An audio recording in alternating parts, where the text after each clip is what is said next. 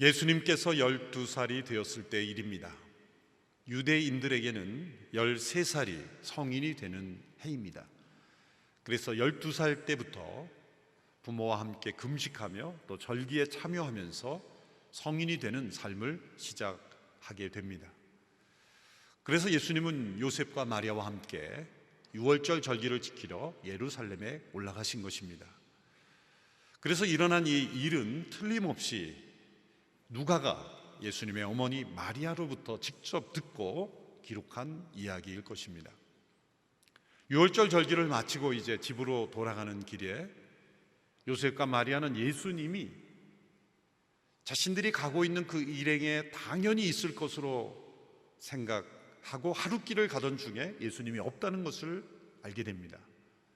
그래서 부랴부랴 그 친척과 친구들 가운데 예수님을 찾았지만 예수님은 없었습니다. 그것이 바로 44절에 기록되어 있습니다. 우리 같이 읽어볼까요? 시작. 그들은 예수가 일행 속에 있으리라 생각하고 하룻길을 가다가 그제야 친척들과 친구들 사이에서 예수를 찾기 시작했습니다.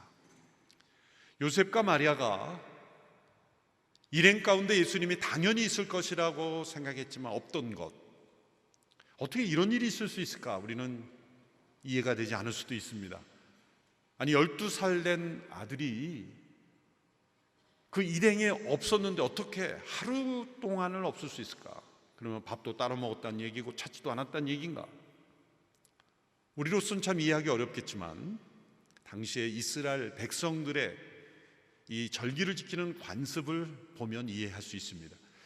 집을 출발할 때는 가족들이 출발했을 겁니다. 그런데 가던 길에 점점점 친척을 만나고 아는 이웃도 만나고 인원이 더 많아졌겠죠. 예루살렘으로 가는 길이 몇 가지밖에 되지 않기에 이제 그 예루살렘에 가까울수록 더 많은 사람들이 만나게 될 겁니다.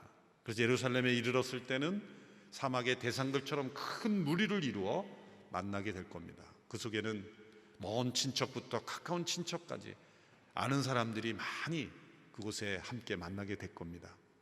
절기를 지킬 때는 이 큰 무리를 지켜서 지키고 이제 다시 집으로 돌아올 때는 역으로 큰 무리가 함께 출발하면서 이제 집으로 가까울수록 점점점 그 가족이 나눠져서 이제 각자의 집으로 돌아가는 이러한 행렬이었기 때문에 하루 기간 동안 이제 큰 무리 가운데 예수님이 당연히 있을 거라고 생각할 수밖에 없었습니다. 또 뒤집어 보면은 예수님이 12살이었지만 요셉과 마리아에게 언제나 신뢰를 주는, 때로 눈에 보이지 않아도 반나절 하루 눈에 보이지 않아도 어느 곳에 있든지 전혀 문제가 되지 않는, 믿을 수 있는 그런 삶을 예수님이 살았다는 것을 우리에게 보여주기도 합니다.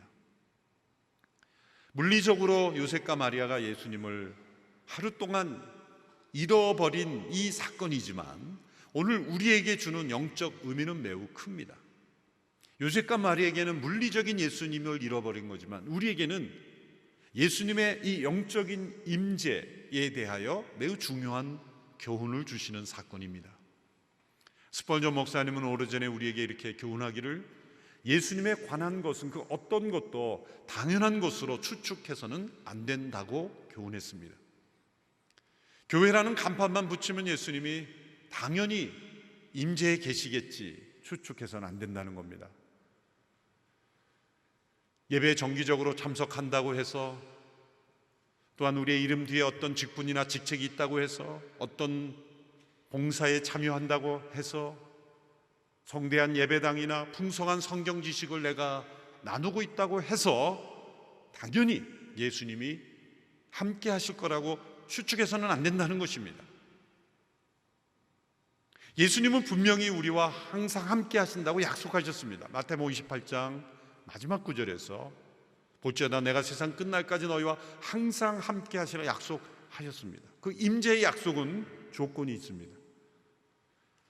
너희와 항상 함께 하라고 할 때 그 너희는 누구입니까? 그 앞서 말씀 지상명령에 해당되는 사람들입니다. 가서 모든 족속으로 제자를 삼아 아버지와 아들과 성령의 이름으로 세례를 주고 주님께서 분부한 모든 것을 가르쳐 지키며 행하며 나누는 사람들, 이들이 너희입니다.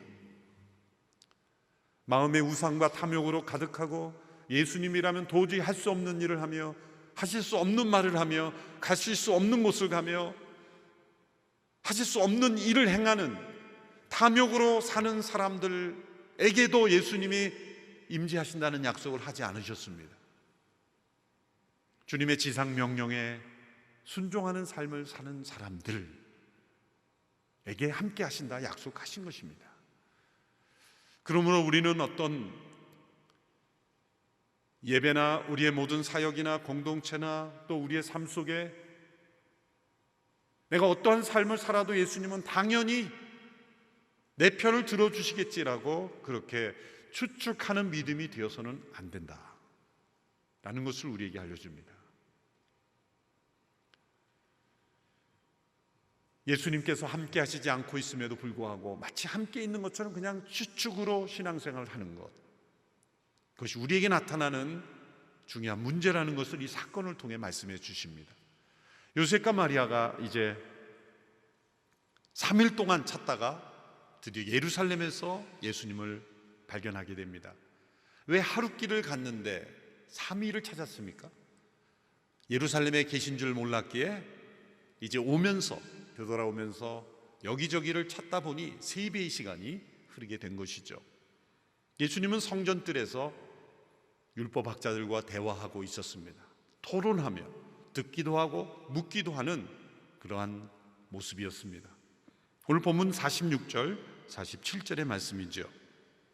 같이 한 목소리로 읽겠습니다. 시작. 3일이 지나서야 그들은 성전뜰에서 예수를 찾게 됐습니다. 그는 선생들 가운데서 앉아서 이야기를 듣기도 하고 묻기도 하고 있었습니다. 예수의 말을 들은 사람들마다 그가 깨닫고 대답하는 것에 몹시 감탄했습니다. 이 구조를 통해 우리가 알 수 있는 것은 예수님께서 성령의 능력으로 잉태된 하나님의 아들이셨지만 모든 인간이 겪는 발달 단계의 과정, 그것을 다 겪으신 겁니다. 예수님은 신비로운 기적으로 잉태되셨지만 출산하시자마자 뛰시는 분이 아니었습니다. 태어나자마자 율법의 모든 지식을 마치 그 뇌에 탑재하고 오신 것처럼 그렇게 아신 것이 아닙니다. 모든 사람들이 학습이라는 과정을, 경험이라는 과정을 통해서 배워야 하듯이 예수님도 이 지식을 배우신 겁니다. 그러나 예수님은 죄가 없으셨기에 누구보다도 탁월한 능력으로 빨리 학습하신 거죠. 죄가 있는 인간들 가운데서도 어린 나이에 어떤 과학이나 수학이나 그런 소위 영재들이 있지 않습니까? 죄가 있는 인간들에게도 어떤 탁월한 능력들이 있는데 죄가 없으신 분이 얼마나 탁월했겠습니까? 예수님은 그 죄가 없으신 상태에서 모든 인간이 겪는 과정을 다 겪으심으로 이러한 학습, 배움, 나눔의 과정을 통해 성장하셨다는 것을 알 수가 있습니다. 그러나 율법학자들도 감탄할 정도로 예수님의 지식은 깊었고 그 지혜는 풍성했다는 겁니다. 어린 시절이지만 예수님은 남다른 배움을 통해서 이제 12살 때 되었을 때 토론을 할 수 있는 정도의 상황에 이르렀다는 겁니다. 이제 요셉과 마리아가 이 예수님을 찾고 난 후에 이렇게 예수님께 말했습니다. 48절의 말씀이죠. 함께 읽습니다. 시작. 그 부모는 예수를 보고 놀랐습니다. 그래서 그의 어머니가 말했습니다. 얘야, 왜 우리에게 이렇게 했느냐? 내 아버지와 내가 얼마나 걱정하며 찾았는지 모른다. 우리는 점잖게 읽었지만 점잖게 읽을 수 없는 구절이죠. 마리아가 얼마나 흥분했을까요? 마리아가 예수님을 만나고 이렇게 말했을까? 얘야, 우리가 얼마나 걱정했는지 몰라. 왜 그랬어? 그랬을까요? 여러분, 아이를 한번 3일 동안 잊어버렸다고 생각해 보세요. 적어도 자녀를 기어로 본 사람은 적어도 한 번쯤은 단 5분이라도 아이를 잠깐 놓친 적이 있지 않겠습니까? 저희 아들도 오래전이죠. 20년 전에 서빙고에서 성도들이 많이 오가는데 한 30분인가요? 없어졌던 때가 있어요. 이제 나이가 몇 살 되지 않았을 때요. 정확한 연도는 제가 모르겠습니다만 이제 좀 걷고 막 그럴 때 30분인데 그냥 눈앞이 캄캄하더라고요. 다들 그런 경험이 있을 거예요. 알고 보니까 사무실에 누구하고 같이 들어가서 거기서 막 타이핑하면서 장난치고 있는 거예요. 얼마나 화가 나는지 제가 전도사만 아니었으면 집어 던졌을 거예요. 그때 제가 제 아이를 보면서 너 어쩌자고 혼자 있었는지 이러면서 그러겠습니까? 그 분노가 일어나죠. 부모의 입장에서는 당연히 화가 나고 놀라고 그런 거예요. 지금 마리아도 왜 우리에게 이렇게 했느냐, 내가 얼마나 걱정하며 찾았는지 모릅니다. 이거는 어떤 어머니로서의 당연한 책망이고 화가 나는 거예요. 그런데 이 이면에 숨어 있는 요셉과 마리아의 모순을 드러내고 있는 겁니다. 인간적으로는 당연한 일이죠. 그런데 왜 이 사건을 여기 기록했겠습니까? 요셉과 마리아는 예수님이 누구신지 점점 잊어가고 있었다는 겁니다. 예수님이 성령으로 잉태된 하나님의 아들이라는 것을 요셉과 마리아는 분명히 알고 있습니다. 그런데 예수님께서 태어나시자마자 뛰어다니시고 그런 분이 아니셨잖아요. 모든 자녀들이 겪는 것처럼 마리아의 모유를 수유하며 자라며 똑같은 발달 관계, 완전한 인간이 겪는 그러한 성장 과정을 겪었기에 12세에 이르렀을 때 요셉과 마리아는 예수님이 누구인지, 하나님의 아들로 잉태되신 건 분명하지만 자신의 자녀, 육신의 자녀라는 생각이 더 강화되었을 가능성이 높은 겁니다. 하나님의 아들로, 유일하신 아들로 세상에 오셔서 아버지의 뜻을 이루는 그 사명을 감당하는 분이 아니라 자신의 자녀로, 내 자녀로, 내 소유로, 어쩌면 내가 책임져 줘야 되는 자녀로 여기며 살아갔을 가능성이 높은 겁니다. 여러분, 육신의 자녀도 부모의 뜻대로 잘 되지 않습니다. 자녀를 양육한 부모님들, 자녀가 부모님들이 원하는 그대로 되는 자녀도 있고 그 이상이 되는 자녀도 있지만 대개는 부모가 원하는 방향대로 되지 않는 경우가 많습니다. 그것은 육신의 자녀를 부모가 양육했지만 나의 자녀가 아니라 하나님의 자녀라는 것입니다. 내가 기대하고 바라는 인생이 아니라 하나님께서 기대하고 바라는 인생이 되어야 된다는 겁니다. 부모의 책임은 바로 그것을 발견하게 해주고 그 하나님의 뜻대로 걸어가게 해주는 것이 부모의 사명이지, 내가 바라는 내 자녀의 모습, 그것이 그의 인생이 될 수는 없는 겁니다. 그것을 깨닫지 못하면 많은 갈등이 일어나죠. 부모는 때로 자신이 이루지 못한 것을 자녀가 이루기를 바라기도 합니다. 부모 자신은 잘 못한 것을 자녀는 잘하기를 바라요. 언젠가 제가 아들에게 이런 질문을 했어요. 공부하는 거 재밌니? 그랬더니 막 웃으면서 아빠, 질문 자체가 틀렸대요. 공부라는 단어와 재미라는 단어는 한 문장 속에 들어올 수 없는 거래요. 제가 돌이켜보니까 저도 공부하는 걸 재밌어 하지 않았어요. 자신이 공부를 재밌어 하지 않았으면서 자녀는 재밌기를 바라는 것, 이게 얼마나 모순이에요. 자녀가 부모의 뜻대로 되기를 바라는 것, 그건 부모의 마음이지만 결코 육신의 자녀도 그렇게 양육되지 않는다는 것입니다. 하물며 지금 육신의 자녀만이 아니라 하나님의 유일하신 아들이신 예수님이 요셉과 마리아의 울타리 안에 보호를 받으며 있기를 바란다는 것, 그것이 요셉과 마리아의 지금 모순되는 모습을 보여주었다는 거예요. 예수님께서 요셉과 마리아에게 이렇게 말합니다. 3일 만에 찾았으니 얼마나 이제 요셉과 마리아는 얼굴이 사색이 되었고 완전히 먹지도 못했고 자지도 못했을 겁니다. 그런 상황에서 이제 예수님을 만났으면 예수님이 뭐라고 해야 됩니까?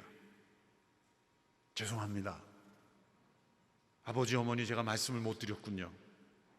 또 말씀 드리려다 보니까 가가지고 뭐 우리가 핸드폰도 없지 않습니까? 뭐 이렇게 얘기를 해야 될 텐데 예수님이 뭐라고 말씀하셨는지 보십시오. 49절의 말씀 같이 보겠습니다. 시작. 그러자 예수가 말했습니다.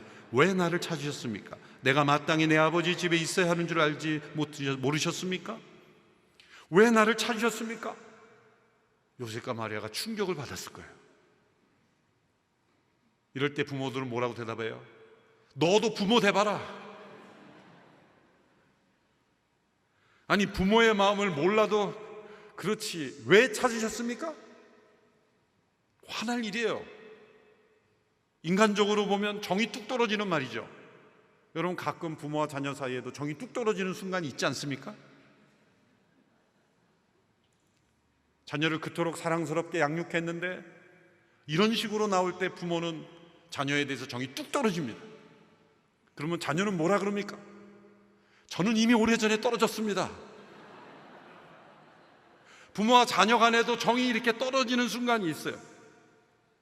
예수님께서 왜 나를 찾으셨습니까? 이처럼 정 떨어지는 말이 어디 있어요? 그런데 왜 이 말씀하셨습니까? 정을 떼라는 겁니다. 정 떼야 된다는 거예요. 내가 마땅히 내 아버지 집에 있어야 되는 줄 모르셨습니까? 지금 요셉과 마리아가 당연히 육신의 부모로서는 가지는 정이요 사랑입니다. 그런 보호, 책임입니다. 그런데 한편으로는 하나님의 아들로 오셔서 지금 예수님은 이제 성장하면 어떻게 됩니까? 십자가에 못 박히셔야 돼요. 고난 받으셔야 돼요. 버림받으셔야 돼요. 만일 요셉과 마리아가 지금부터 육신의 정을 떼지 않으면 감당하지 못합니다. 요셉은 그 사이에 돌아가셨어요. 마리아가, 어머니가 그 고통을 어떻게 감당할 수 있을까요? 육신의 정을 품고 있으면요, 살 수 없습니다. 자녀가 먼저 병으로, 사고로, 먼저 하늘나라를 가게 된 가정들을 보면 평생 지울 수 없어요. 지워지지도 않습니다. 지우라 그래서도 안 돼요. 평생 가슴에 묻는 겁니다. 그게 자녀의 죽음 아닙니까? 그런데 예수님의 죽음은 어떠한 죽음입니까? 병들어 죽는 죽음도 아니요, 사고로 죽는 죽음도 아닙니다. 무죄한 자가 억울하게 불의한 자에 의해서 고난받고 십자가에 죽는 죽음, 그 죽음을 어떻게 마리아가 담당할 수 있습니까? 그래서 지금 준비시키는 겁니다. 내가 마땅히 아버지 집에 있어야 될 줄 알지 못합니까? 왜 나를 찾으셨습니까? 이것은 불순종한 청소년들이 엄마 아빠 나 찾지 마, 그런 뜻이 아닙니다. 예수님은 지금 청소년의 방황기를 겪는 것이 아닙니다. 그 증거가 51절 52절에 나와 있어요. 예수님께서 바로 이 사건 뒤에 나사렛에 가셔서 어떻게 행동하셨는지 보십시오. 51절에 보면은 예수님께서 부모와 함께 내려간 나사렛으로 돌아가서 부모님께 순종하며 지냈습니다. 또한 많은 사람들에게 하나님과 사람들로부터 사랑을 받았습니다. 순종하며 사랑받는 예수님의 모습이 기록된 것은 이 사건이 불순종과 반항의 사건이 아니라는 증거이죠. 그렇다면 무엇입니까?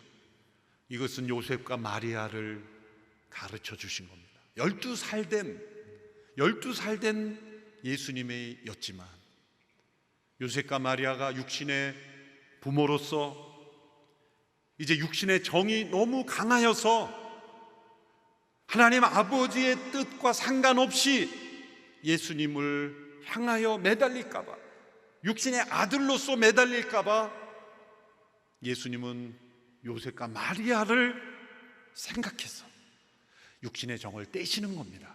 육신의 정을 떼는 겁니다.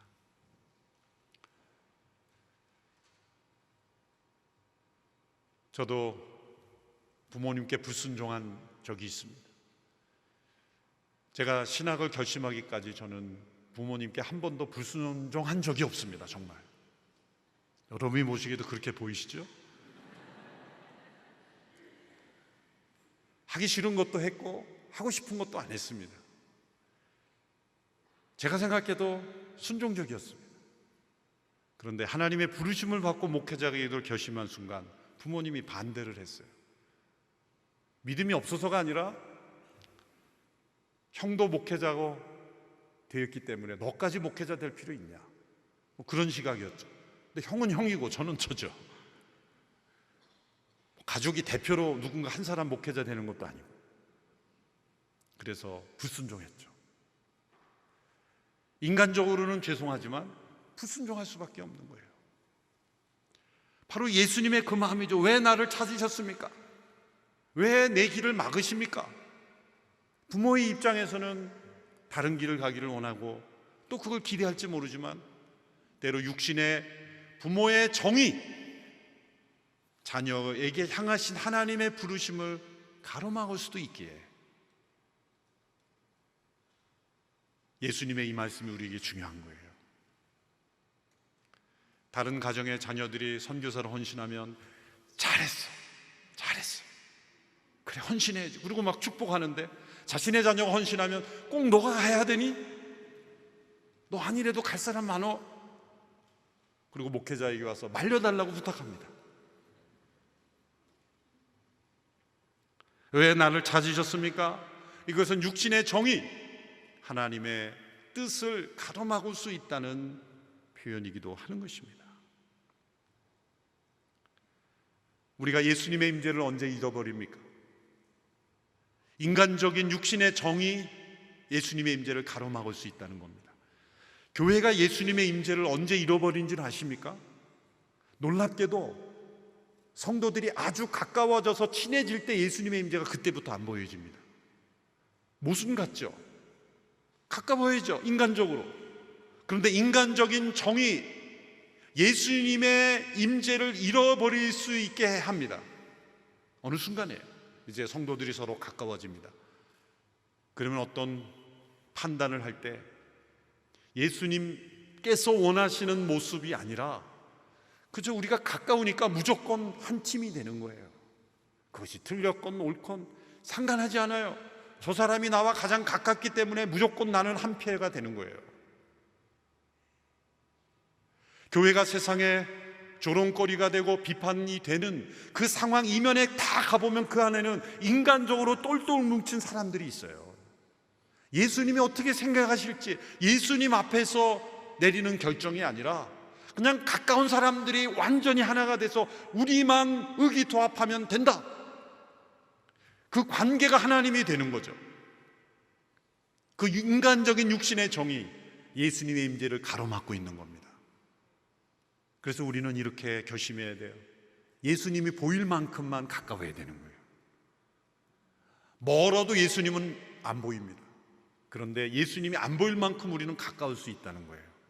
인간적인 정으로. 여러분, 인간적인 정을 예수님의 임재보다 더 가깝게 여겨서는 안 됩니다. 사람은 영적인 동물이기 때문에 인간적인 정이 있으면요 만족하게 돼 있어요. 예수님의 임재가 없어도 인간적인 정이 최고가 되는 거예요.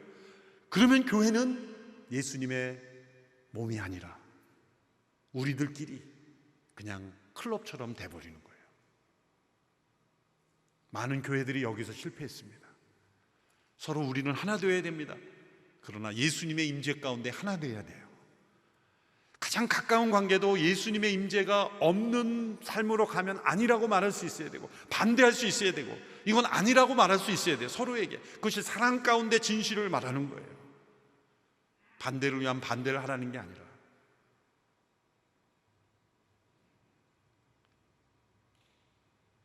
제가 오래전에 목회할 때, 회의를 할 때 제가 어떤 의견을 내니까 어느 장로님이 무조건 예스를 하는 거예요.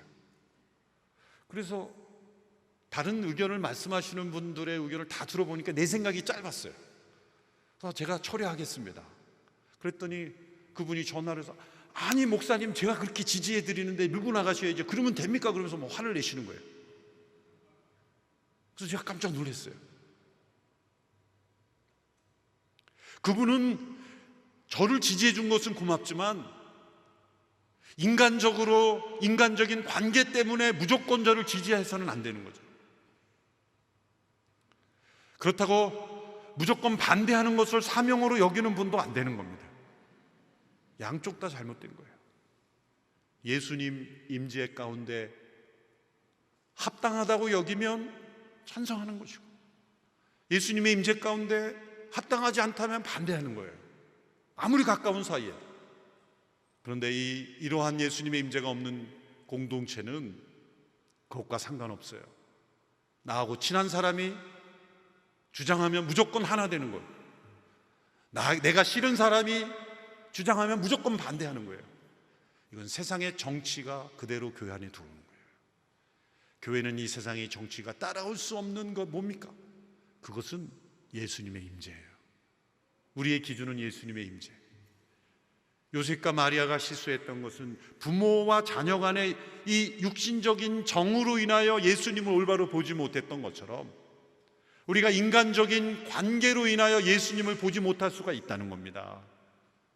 그래서 가까울수록 더 우리가 예수님께 가까이 나가도록 우리가 서로를 세워줄 필요가 있는 겁니다. 이것은 쉬운 일이 아닙니다. 요셉과 마리아가 예수님의 말씀을 들었을 때 얼마나 충격을 받았을 거예요. 왜 나를 찾으셨습니까? 내가 마땅히 내 아버지 집에 있어야 될 줄 알지 못합니까? 예수님께서 공생애를 시작하기 전에 첫 번째로 하신 공식적인 말씀이에요. 부모에게 하신 말씀이에요. 그리고 우리에게 하신 말씀이에요. 내가 마땅히 내 아버지 집에 있어야 될 줄 알지 못합니까? 이 말씀을 원문에 가깝게 직역하면 이렇게 번역이 됩니다. 내 아버지의 안에 있어야 하는 줄 모르셨습니까? 영어로 in my fathers라고 해서 소유격으로 끝납니다. 엄밀히 말해 집이란 단어가 없어요, 원문에. 그런데 집이라는 단어를 넣나? 또 어떤 번역에서는 일, 킹제임스 버전이라는 권위 있는 영어 성경 번역에서는 일이라고 번역해요. 비즈니스. 집이라고도 번역하고 일이라고도 번역하고 또 사람들, 어떤 것들 다 번역이 되는 거죠. 왜? 소유격으로 in my fathers 그렇게 소유격으로 끝났으니 그 뒤에는 괄호가 있는 것과 마찬가지. 그 문맥에 따라 해석을 해야 되기 때문에 지금 요셉과 마리아가 예수님이 어디에 있는지를 찾았기 때문에 내 아버지의 집이라는 번역이 합당하게 보는 거예요. 그러나 일도 되는 거죠. 왜? 예수님은 지금 아버지의 일을 행하시는 삶을 지금 걸어가고 있기 때문이죠. 내 아버지의 속한 인생을 살았던 예수님, 그 예수님을 요셉과 마리아는 자신이 보호해주고 자신이 돌봐해주고 또 자신의 눈 안에 있어야 되고 자신들이 바라는 인생을 살아야 된다고 생각했지만 그렇지 않습니다. 오히려 여러분이 저에게 주목하고 저의 가이드를 받아야 됩니다. 육신의 부모지만 이제는 예수님이 어떠한 분인지를 아버지께 속한 아버지의 집안에 아버지의 일을 행하며 아버지의 뜻에 맞춰 살아가는 예수님, 그분께 초점을 맞춰야 됩니다. 이렇게 가르쳐 주신 겁니다. 육신의 정을 떼고 이제 아버지의 뜻에 합당한 삶을 살도록 예수님께서 인도해 주고 계십니다. 요셉과 마리아는 당연히 예수님이 일행 중에 있을 줄 알았지만 계시지 않았다는 것. 오늘 우리가 예수님의 이름으로 모이면 함께 하신다는 약속이 있지만 그것은 우리가 어떠한 마음의 자세이냐에 따라서 예수님의 인재는 있을 수도 있고 없을 수도 있습니다. 예수님은 마땅히 아버지의 집에 계십니다. 아버지의 일을 행하고 계시며 그분의 나라에 속한 삶을 살고 계시죠. 그래서 우리도 아버지의 집에 거해야 돼요. 아버지의 뜻에 초점을 맞춰야 돼요. 아버지의 나라에 초점을 맞출 때 우리는 예수님의 임재하심을 경험할 수가 있습니다. 오늘 우리의 삶 속에 가장 중요한 신앙의 초점은 예수님의 임재입니다. 어디에서 예수님을 찾고 있습니까? 우리의 가까운 인간관계 속에, 우리의 봉사 속에, 또 어떤 활동 속에, 그 어느 곳에도 예수님은 찾을 수 없습니다. 아버지의 집에 계시기 때문입니다. 우리 모두가 아버지의 나라의 백성으로 그분의 집에서 그분의 일에 모든 관심을 기울이는 그분의 자녀들이 되기를 주님의 이름으로 축원합니다. 기도하겠습니다. 하나님 아버지, 우리의 모든 삶이 예수님의 임재 가운데 거하는 삶이 되게 하여 주시옵소서. 예수님을 헛된 우리의 생각과 착각 속에서 찾지 않게 하시고 마땅히 계시는 그 예수님, 그분을 찾아가는 저희들이 되게 하여 주옵소서. 오늘 이 교회 안에 예수님의 임재가 충만하기를 원하며 우리의 모든 인간관계 속에, 우리의 사역 속에, 활동 속에, 공동체 속에 예수님의 임재만이 나타나게 하여 주옵소서. 예수님의 이름으로 기도합나이다. 아멘.